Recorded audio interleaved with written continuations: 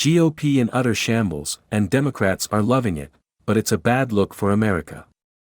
Actual bipartisanship was on display in Kentucky, not that anyone noticed amid the toddler tantrum on Capitol Hill. Like a circus.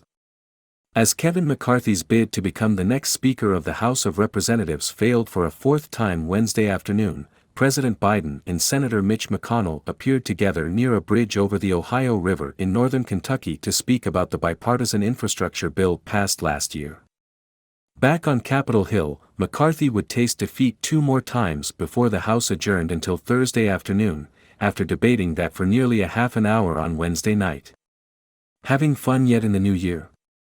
Live. For the first time on television and the first time since 1923. The vote to name the Speaker of the House goes longer than one ballot. It's the dramatic story of factions on edge.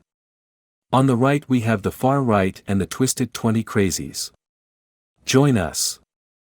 C-SPAN's newest hit show. It's Speaker of the House, broadcast live, in living color and for free. See the thrills. Listen to the chills.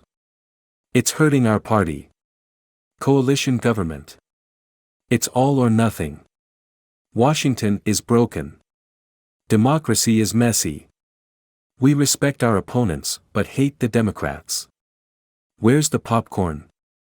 It's the best staged circus in history with clowns, brave and ignorant fools, a high wire, a trampoline and trapeze act, human oddities and despicable acts usually only seen in all the worst parts of the Christian Bible, or a cheap adult bookstore. It's American politics at its finest.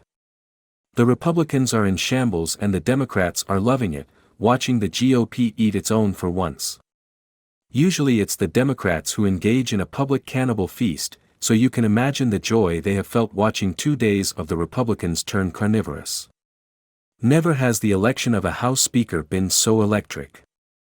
For once it's more exciting than watching bingo. But it comes with a price, all politics does. Representative Jim Jordan got a shot at the center stage and feigned loyalty to Kevin McCarthy, which is suspicious on the face of it, while enjoying Matt Gaetz, Lauren Boebert and others puckering up and presenting their eager lips to his political posterior. It's hard to take Jordan seriously even when he swears with all of his heart that he's for real, as he made his own impassioned plea in nominating Kevin McCarthy. A reporter turned to me and said, "Is he nominating McCarthy or himself?" Jordan's apparent coup attempt against Kevin McCarthy's leadership had all the appeal of a badly performed middle school production of Macbeth, and was viewed by the GOP as a joke, except for the 20 people in the House apparently crazier than Jordan. When that failed, the former wrestler and current Ohio congressman proved he was a deal maker on a sinking ship. Jordan is the guy who'd sell you a stateroom on the Titanic, real cheap, after the iceberg hit.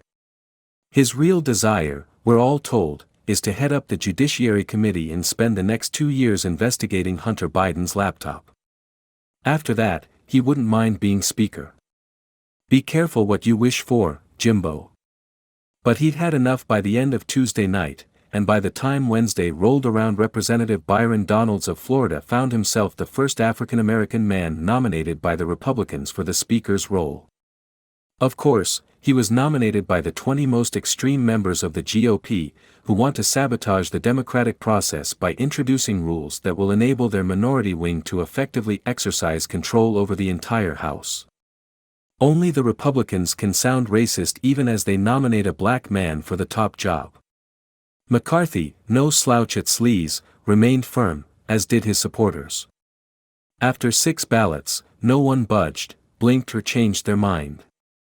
In fact, after adjourning Wednesday afternoon in order to supposedly work out a deal, the House reconvened at 8 p.m.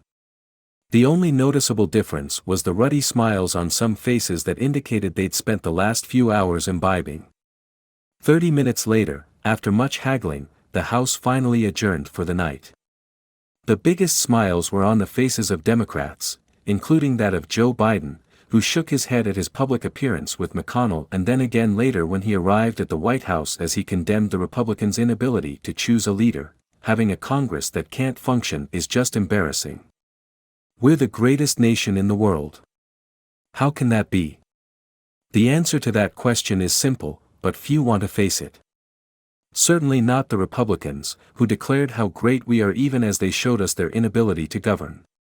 We all know politicians are itinerant whores, but this first week of Republican control of the House looks like a mashup between the television shows Dallas and Hee Haw. Look it up. I haven't got time to explain.